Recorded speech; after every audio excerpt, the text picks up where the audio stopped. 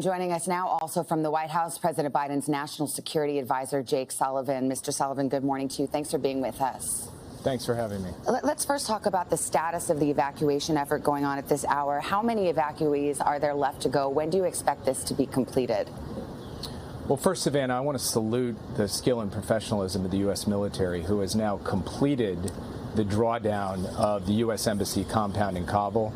All U.S. diplomats and civilian personnel have been removed from that facility, and we're down to a very small civilian presence at the airport that is organizing an effort to ensure that we get out remaining American citizens as well as Afghans at risk. And we are in the process of trying to fully secure the airport and execute that set of evacuation flights, which will proceed over the coming days. Mr. Sullivan, friends and foes alike are calling this withdrawal a fiasco, a debacle, and it is one that apparently the administration did not fully appreciate or see coming. Let me play you some of what the president himself has said in the last 6 weeks or so. The likelihood there's going to be the Taliban overrunning everything and owning the whole country is highly unlikely. Do you see any parallels between this withdrawal and what happened in Vietnam, with some people feeling... None whatsoever.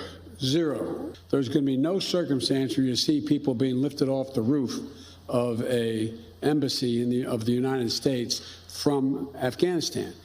And yet that is precisely what we have seen over these last few days. How do you explain getting this so wrong? Well, first, Savannah, to be fair, the helicopter has been the mode of transport from our embassy to the airport for the last 20 years. But you know the larger point. It's not the helicopter. It's not the mechanism. No, it's the last-minute scramble. You know that. It's the last-minute scramble when the assurances from the president himself were this was not what we were going to see.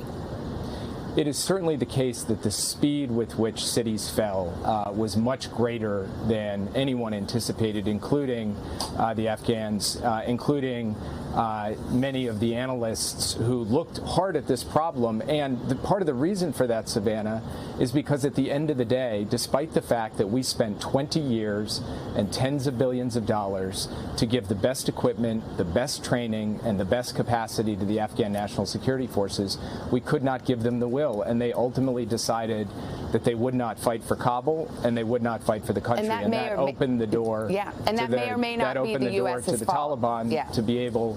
I'm sorry, just to complete the thought, that opened the door to the Taliban to come into Kabul very rapidly. I guess the question is, why, though, did the administration not know that? I mean, that's the critical question facing the president.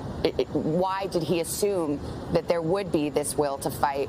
Why was he regaling reporters with how well-equipped and better equipped the Afghan forces were if in the end they had no will to fight? Shouldn't we have known that? Well, what the president kept saying over and over again was that it was not inevitable that Kabul would fall, and it was not inevitable. There was the capacity to stand up and resist. That capacity didn't happen. Now, the president prepared for every possible contingency, including this one. The reason that there are U.S. forces at the airport effectuating a successful drawdown of our embassy, securing the airport to be able to get other people out, is because the president pre-positioned those forces, thousands of them, in the Gulf so they could be moved in rapidly in the event that there was a rapid collapse. Isn't this a worst-case scenario? As soon as that started happening last week, he started moving people in.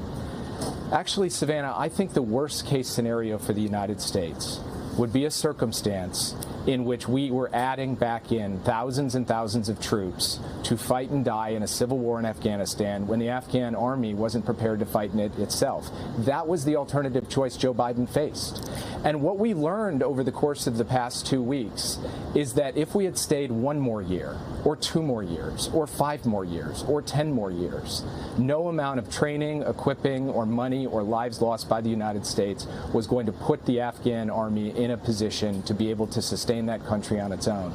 So the president had bad choices, and the choice he made, which was to bring U.S. forces home, to get us out of that civil war, to get our diplomats out of the embassy, and to ultimately ask the Afghans to step up and fight for themselves. It is heartbreaking to see what's happening in Kabul, but the president had to make the best possible choice he could, and he stands by that decision. And there is no easy answer in Afghanistan. There is no question about that. But I guess the issue before you and the administration now is why this withdrawal wasn't better executed. You made the decision in April to have this end of summer, initially 9/11 withdrawal of U.S. troops. Why the last-minute scramble to get our Americans out of the embassy? Why haven't those Afghan civilians who supported our troops over the last 20 years, why are they still waiting, hoping to get out of this country? Why the last-minute scramble just on Saturday? You added another 1,000 troops. Nothing about this seems like it's part of the plan. Well, first, Savannah, I think it's important to recognize that the main element of our drawdown was completed in July. We were left with a small footprint of forces at the international airport in Kabul.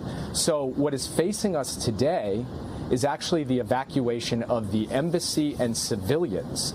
And that is something that happens during the context of civil conflict. We were intending to keep an embassy in Kabul after our military drawdown.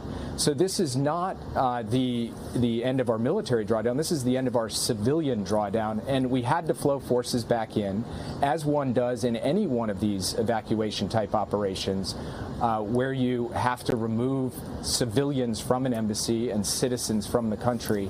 And we had a plan in place to do that, and we are executing that. And finally, the Taliban is notoriously vicious, particularly to women and girls, and there have already been reports of surrendering soldiers being executed, of Taliban commanders demanding unmarried women and girls be handed over. Are you aware of such atrocities, and what is the U.S. in the position to do about it? Savannah, every policy decision that we take, no matter how big or how small, has human consequences, and we are aware of that. And it is heartbreaking to see what is happening in Afghanistan right now.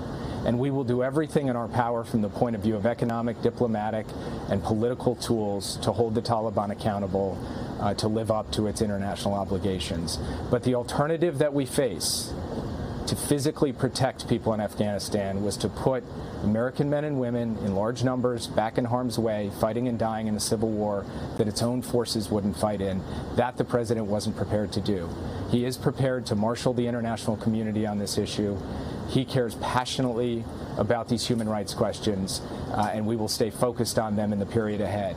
But that was not a reason for the United States to enter a third decade of war in the middle of an internal conflict in another country. Jake Sullivan, National Security Advisor at the White House. I know it's a busy time. Appreciate your time this morning, sir. Thank you. Thank you. Hey, thanks for watching our YouTube channel. Find your favorite recipes, celebrity interviews, uplifting stories, shop our favorite deals, and so much more with the Today app. Download it now.